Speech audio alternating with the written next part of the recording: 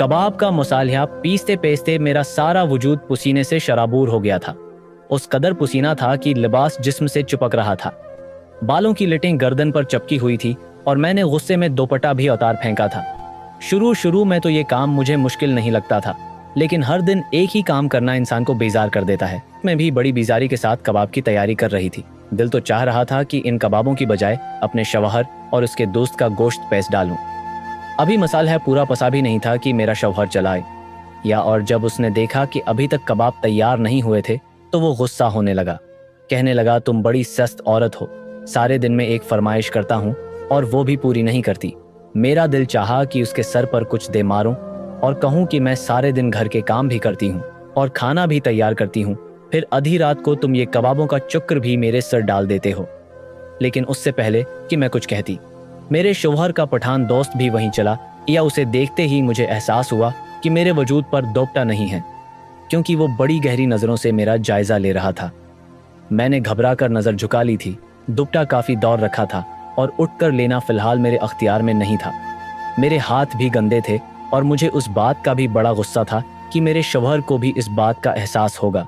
नहीं हो रहा। वो रोज़ाना गैर मर्द को घर के अंदर ले आता था, ये भी नहीं देखता था कि मैं किस हिलिये में हूँ, मेरा क्या हाल है। इस वक्त भी मैं पूरी तरह पसीने में अर पार हो रही थी और मेरे शौहर को इस बात का ज़रा ख्याल नहीं था।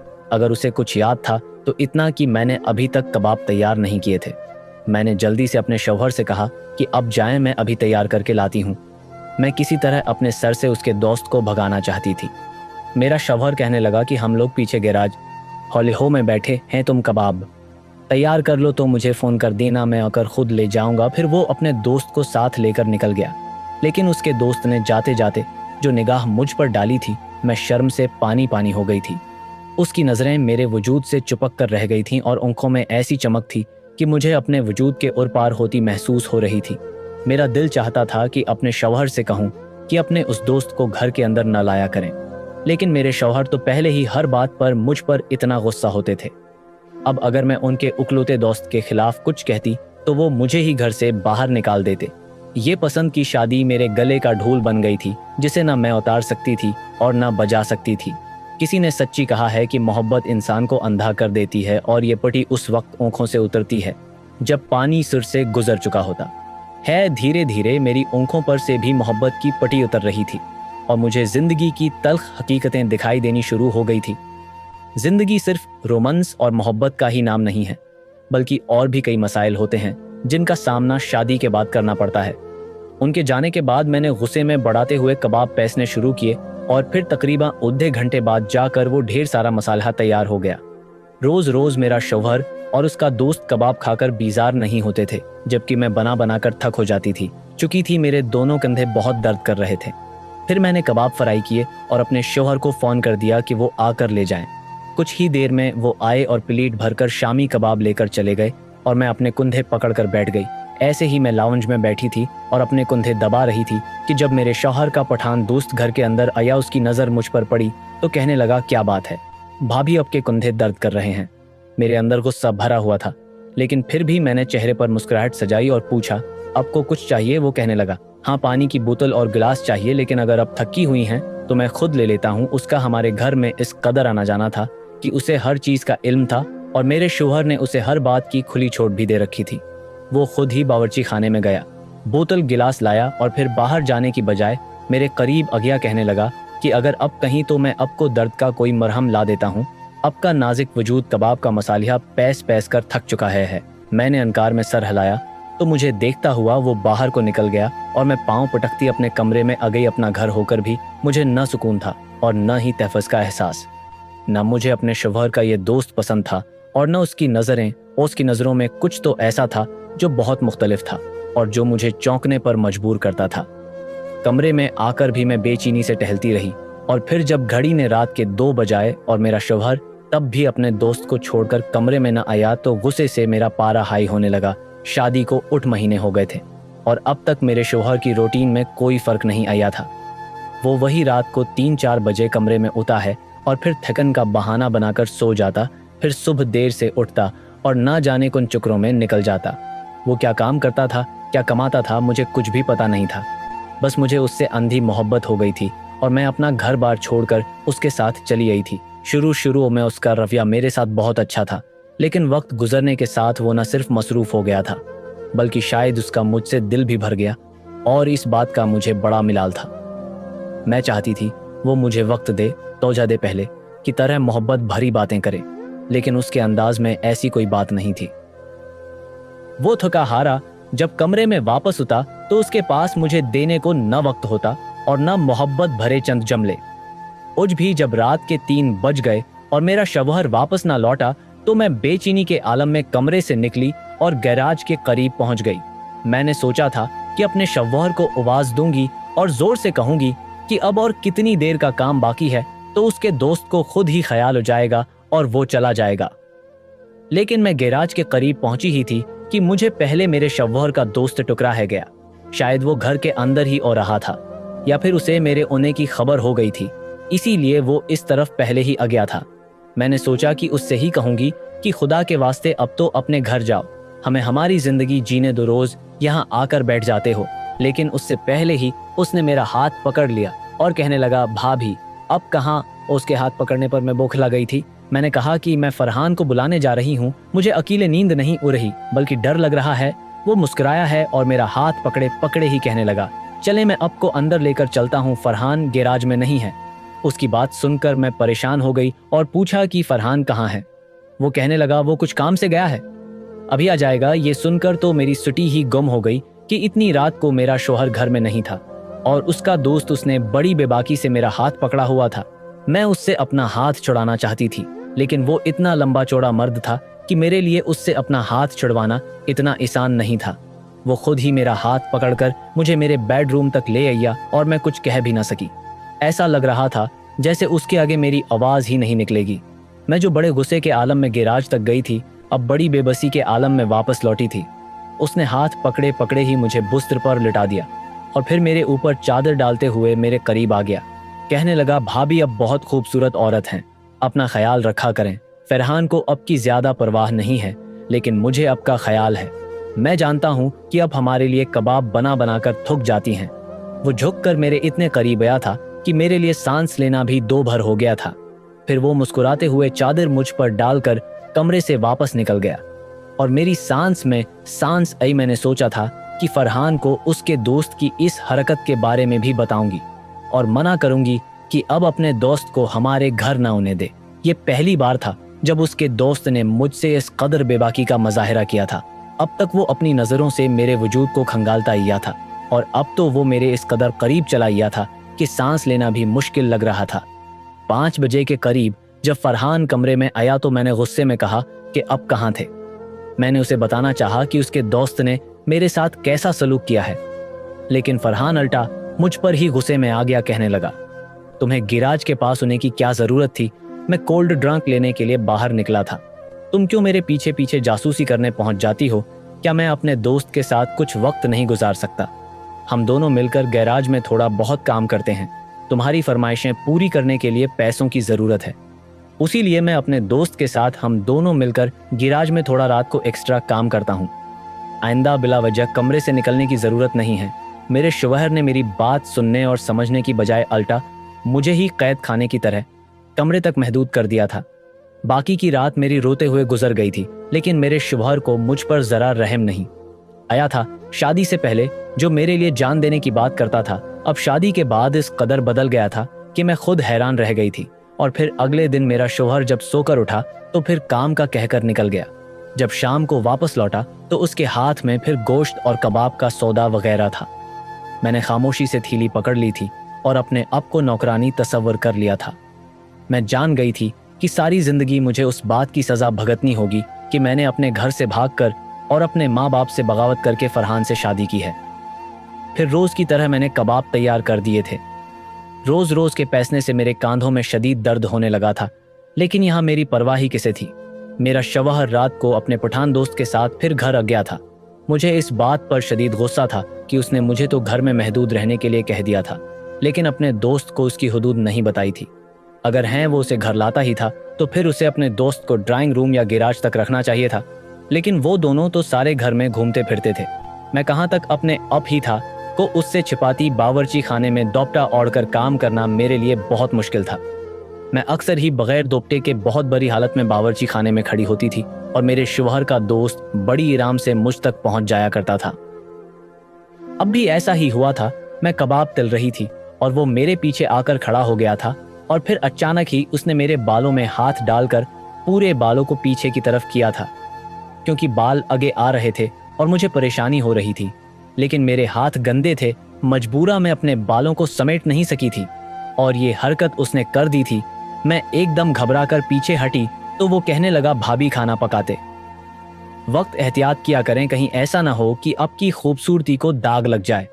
उसकी नज़रों में कुछ इतना अजीब था कि मैं शर्म से पानी पानी हो गई थी और अपने वजूद को उससे छिपाती वापस चौलह की तरफ पलट गई थी, लेकिन वो फिर भी मेरे पीछे ही खड़ा था। मैंने तंग आकर कहा कि अब गैराज में जाएं, मैं कबाब तलकर भजवा देती हूँ, मगर वो कहने लगा कि फरहान किसी काम से निकला है, उसी लिए मैं यहीं रख रहा हूँ, अब कबाब तलकर मुझे ही दे दें। मुझे अपने शौहर पर मजीद गुस्सा आया। रोजाना ही वो अपने दोस्त को छोड़कर न जाने कहाँ निकल जाता था। काफ़ी देर तक उसका दोस्त मेरे पास पीछे ही खड़ा रहा और फिर जब कबाब तैयार हो गए तो उसने कबाब की प्लेट पकड़ते पकड़ते मेरे हाथों पर भी अपनी अंगुलियां टच कर दी। मेरे वजूद में करंट दौड़ गया और मैं जल्दी से पीछे हुई तो वो हंसता हुआ निकल गया। उसकी हंसी ने मेरे तन बदन में आग लगा दी थी और मैं जान गई थी कि उसने ये हरकत जानबूझकर की है।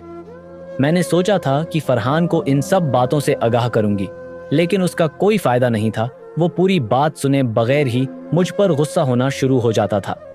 कुछ वो मिजाज का गर्म था और कुछ अपने दोस्त की यारी का बहुत पका। उसके जाने के बाद खुद ब खुद मेरी आंखों से आंसू निकलने लगे। मैं एक इज्जतदार और शरीफ घराने से थी।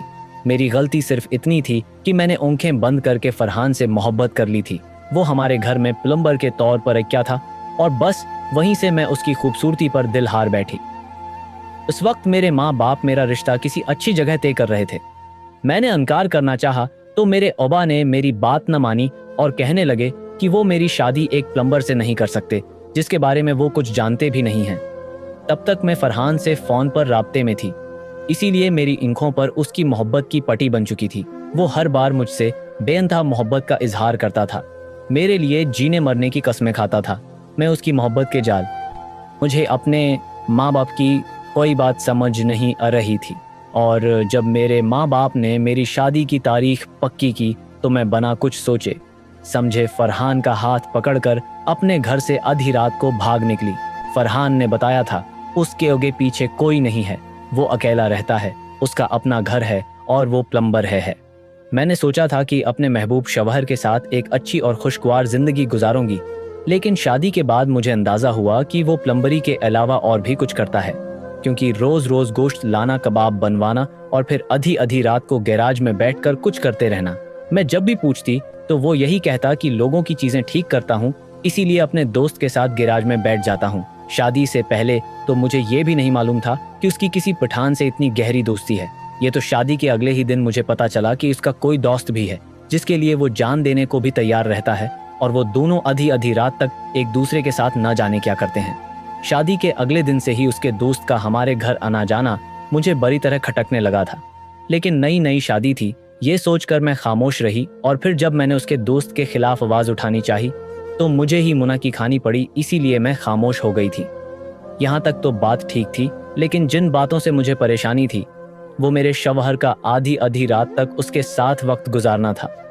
और उससे भी बढ़कर हैरत की बात ये थी कि मैं जब भी कोई फरमाइश करती तो मेरा शौहर मेरी महंगी से महंगी फरमाइश बड़ी खुशी से पूरी कर दिया करता था, जबकि एक प्लम्बर के पास इतने पैसे नहीं होते कि वो घर के बल अदा करने के बाद बीवी की हजारों रुपए की ख्वाहिशें भी पूरी कर दे।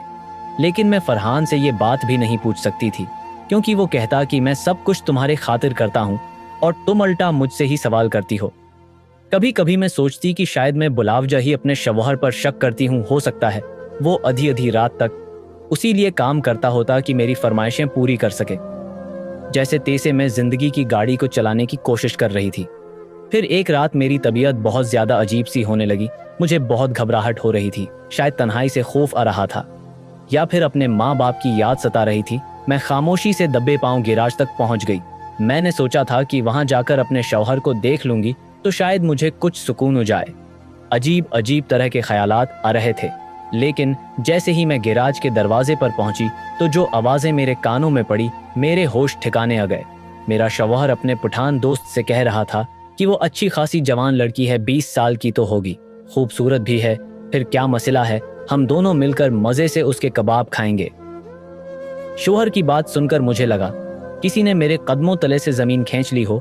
शौहर का पठान दोस्त हंसते हुए कहने लगा, तो भी एक से बढ़कर एक खूबसूरत लड़की ढूंढता है, जभी तो कबाबों का मज़ा भी इतना उता है, फिर गोश्त भी तो बड़ी खास जगह का लेता है, ऊपर से तेरी बीवी के हाथ में भी बड़ा जायका है। ये सुनकर फरहान जोर से हंसा और कहने लगा, वाकई गोश्त तो मैं बड़ी खास जगह से लेता हूँ, इसीलिए तो कबाबों की लज्जत भी बढ़ जाती है। फिर वो दोनों खुलकर जोर जोर से हंसने लगे और मेरे हाथ कांपने लगे। वो किस लड़की का जिक्र कर रहे थे? मेरा शौहर गोश्त कहाँ से लाता था? मुझे एकदम ही अपने शौहर से गहन का एहसास हुआ था और अपने हाथों से भी कराहियत आ रही थी। और फिर मुझे चक्र से उन्हें लगे मैं गिरती पड़ती अपने कमरे में वापस आ गई। समझ नहीं हो रहा था कि अपने शौहर से सवाल जवाब करूं, उसका गरेबान पकड़ूं या फिर उस घर से भाग निकलूं, क्योंकि मुझे अब अपने शौहर से ही खौफ उन रहा था। मेरी तबीयत मजीद खराब हुई और जब मेरा शौहर कमरे में थी, उसने मेरी हालत देखी तो मुझे अस्पताल ले गया। मैं तो उसकी करबत में भी कपकपा रही थी और फिर डॉक्टर ने चेकअप करके एक ऐसी खबर सुनाई जिसे सुनकर मुझे खुशी होने की बजाय मेरे सर पर आसमान गिर पड़ा। मैं उम्मीद से थी और शायद यही वजह थी कि मेरी तबीयत खराब हो रही थी। मेरा शौहर बड़ा खुश हुआ और मुझे घर ले आया। मैं ज़ारो कितार रोने लगी और मैंने उससे रोते हुए कहा कि अब मैं तुम्हारे लिए कबाब नहीं बनाऊंगी। वो कहने लगा, कोई बात नहीं, तुम्हारी हालत ठीक नहीं है, तुम ना बनाना, मैं खुद बना लूंगा। मैं उससे बहुत कुछ पूछना चाहती थी, सवाल जवाब करना चाहती थी, लेकिन मेरी हिम्मत ही नहीं थी।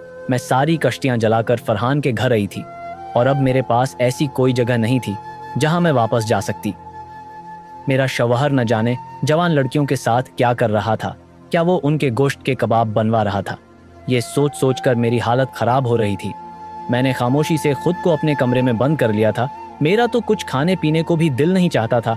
मैं किसी भी चीज़ को हाथ लगाती तो मुझे कबाबों का गोश्त याद हो जाता। मैं पिछले 8 महीने से रोज़ाना इन कबाबों का गोश्त पेश रही थी और अब मुझे लग रहा था कि वो किसी इंसान का गोश्त था, जबकि मेरा शौहर और उसका दोस्त तो ऐसे मज़े लेकर कबाब खाते थे और ऐसी तारीफ़ें करते थे कि मैं खुद हैरान रह जाती थी। अगली रात मेरे शौहर ने बना मुझसे कुछ कहे खुद ही कबाब का मसाला भी पैसा, कबाब भी तैयार किया और फिर वो गैराज में चला गया। मेरी तबीयत ठीक नहीं थी, लेकिन मैं अपने शौहर का पूरा सच जानना चाहती थी, इसीलिए दबे पाँव में भी गैराज तक पहुंच गई और वहीं कान लगाकर खड़ी हो गई। और फिर मेरे दोस्त और उसका शौहर बैठकर कोई चीज़ ठोकने लगे। मुझे अंदर का मंजर नज़र तो नहीं आ रहा था, लेकिन उनकी आवाज़ें आ रही थी। मेरा शौहर अपने पठान दोस्त से कह रहा था कि जल्दी जल्दी हाथ चलाओ, इस लड़की का काम आज रात में ही निपटाना है ताकि कल मज़े से उसके कबाब खा सकें। मैं कुछ देर बाद इसी लेकर चला जाऊंगा और तो मेरी बीवी को संभाल लेना। मेरे शौहर का दोस्त कहने लगा, तुम फिक्र न करो, भाभी को मैं अच्छी तरह संभाल लेता हूँ और ज्यादा परेशानी भी नहीं होती, तुम बस उसका बंदोबस्त करो। और ये सब सुनकर जैसे ही मैंने गैराज के दरवाजे से अंदर झांका तो मेरे होश उड़ गए, क्योंकि एक जवान लड़की फर्श पर पड़ी हुई थी और मेरा शौहर और उसका दोस्त इसे बोरी में डाल रहे थे।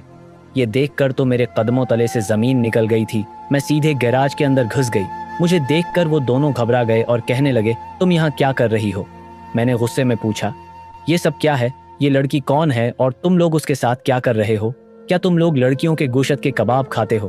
तुम लोग इंसान नहीं बल्कि दरिंदे हो। मेरे शौहर के चेहरे का रंग बदल गया। कहने लगा, तुम कमरे में जाओ, मैं तुमसे बाद में बात करता हूँ। लेकिन मैं खड़ी रही और कहा कि मुझे अभी जवाब चाहिए। ये लड़की कौन है, जिंदा है या मर गई है? मेरे शौहर ने गुस्से से मेरी तरफ देखा और कहने लगा, ये लड़की सिर्फ बेहोश है और हम लड़कियों के गोश्त के कबाब नहीं खाते, हम अदमखोर नहीं हैं। मैं और मेरा दोस्त मिलकर लड़कियों की स्मगलिंग करते हैं, हम इन्हें अगवा करते हैं और फिर जिस्म फरोशों को फरोख्त करते हैं और उसके बदले जो पैसा मिलता है उससे अय्याशी करते हैं। यही हमारा काम है। जैसे मैंने तुम्हें मोहब्बत के जाल में उतारा, वैसे ही मैं उन लड़कियों को भी अपनी मोहब्बत के जाल में फंसाता हूँ। मैं खूबसूरत हूँ, कोई भी लड़की फौरा मेरी दीवानी हो जाती है, फिर मैं उसे इसके घर से भगाकर बेहोश हूँ करता हूँ और आगे हम मिलकर इसे जिस्म फरोशों के हाथ बेच देते हैं। मैं तुम्हारे साथ भी यही करता, लेकिन मुझे तुमसे सच्ची मोहब्बत हो गई थी। इसीलिए मैंने तुम्हें बीवी बनाकर रख लिया। अपने शवहर की घटिया सोच जानकर मैं रोने लगी थी। मेरे शवहर ने इस पठान को इशारा किया कि मुझे मेरे कमरे में छोड़ दे और खुद उस लड़की को बोरी में बंद करके निकल पड़ा। उसका पठान दोस्त मुझे घसीटता हुआ मेरे कमरे में लाया और बस्तर पर फेंक दिया। फिर कहने लगा, तुम बहुत खूबसूरत हो, हर रोज मेरी नियत तुम पर खराब होती है, लेकिन अपने दोस्त की वजह से मैं खुद पर काबू रखता रहा। लेकिन अब मेरा दोस्त यहाँ से चला गया है और तुम उसकी हकीकत जान गई हो। मैं जानता हूँ कि अब तुम यहाँ ज्यादा नहीं रहोगी, उसीलिए मैं तुम्हें इस्तेमाल कर सकता हूँ। मेरे शवहर का दोस्त मुझ पर हावी होने लगा। वो दोनों मिलकर ही गलत काम कर रहे थे, इसीलिए दोनों के ज़मीर मर चुके थे। मेरे शवहर ने खुद मुझे अपने पिठान दोस्त के हवाले छोड़ दिया था, तो वो क्यों ना मौके का फ़ायदा उठाता। ये देखकर मेरी जान निकल गई थी कि उसका दोस्त मुझे काबू करने की कोशिश कर रहा था। मैंने लोहे का स्टैंड उठाकर उसके सर पर दे मारा और खुद वहां से भाग निकली। वो भी मेरे पीछे पीछे था, लेकिन उसके सर से खून बह रहा था, उसीलिए वो मेरा पीछा नहीं कर पाया। और मेरे लिए तो ये वक्त ऐसा था जैसे मेरे पीछे मौत लगी हो। भागते भागते मैं सड़क पर निकल आई थी और फिर चुकराकर गिर पड़ी थी। ये मेरी खुशकिस्मती थी कि मैं जिस गाड़ी के आगे गिरी थी वो एक पुलिस वैन थी। जब मुझे होश आया तो मैं पुलिस वालों के हिसार में थी। फिर मैंने उन लोगों को सारी सच्चाई बता दी। ये सुनकर इन लोगों ने मेरे शौहर और उसके पठान दोस्त को गिरफ्तार कर लिया था और मुझे मेरे घर वापस पहुंचा दिया था। आज मैं 3 महीने की हामला हूँ और उज अपनी माँ की दहलीज पर बैठी हूँ। मेरे माँ बाप मुझसे बात नहीं करते, वो मुझसे बहुत नाराज हैं, लेकिन उन्होंने मुझे इज्जत की छत दे दी है। मैं कभी कभी पलटकर अपने माजी में झांकती हूँ तो मेरे रोंगटे खड़े हो जाते हैं कि मैं किस अग के दरिया से गुजरकर वापस अपने घर पहुंची हूँ। मेरी लड़कियों से गुजारिश है कि आंखें बंद करके किसी गैर पर एतबार न करें।